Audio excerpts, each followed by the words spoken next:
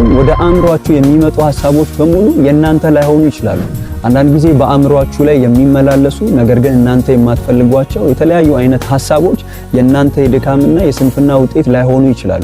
ምክንያቱም በጨለማው ዓለም ተቀነባብረው የናንተን ህይወት ለማበላሸት የሚላኩ የሰይጣን ሐሳቦች ስላሉ ማለት ነው። በዚህ ጉዳይ ከሚያማክሩኝ ወጣቶች መካከል ከፖርኖግራፊ ሱስ ነፃ ለመውጣት እጅግ ብዙ ጊዜ በራሱ እንደሞከረና ነገር ግን መውጣት ስላልቻለ እጅግ በጣም ተስፋ እንደቆረጠና ራሱን እንኳን ለማጥፋት እንደሚያስብ ያማከረኝ አንድ ወጣት ነበር። ይህንን ጉዳይ እጅግ በጣም በኃይልና በብርቱ ልትቃወሙት ይገባል እንጂ እንደዚህ ያለ ሐሳብ ወደ አእምሮአችሁ ሲመጣ እንደቀላል ልታዩትና ይህንን ጉዳይ በአእምሮአችሁ ልታመላልሱት ወይም ደግሞ በዚህ ጉዳይ ልትጫወቱ አይገባም። ምክንያቱም ይሄ የዲያብሎስ የሲኦል ሐሳብ ነው። ይህን እስካላደረክ ድረስ በፍጹም ከፖርኖግራፊ ሱስ ነፃ ልትወጣ አትችልም። ማየት ማቆም ካልቻልክ ሁልጊዜ አንድ ነገር አስተውል።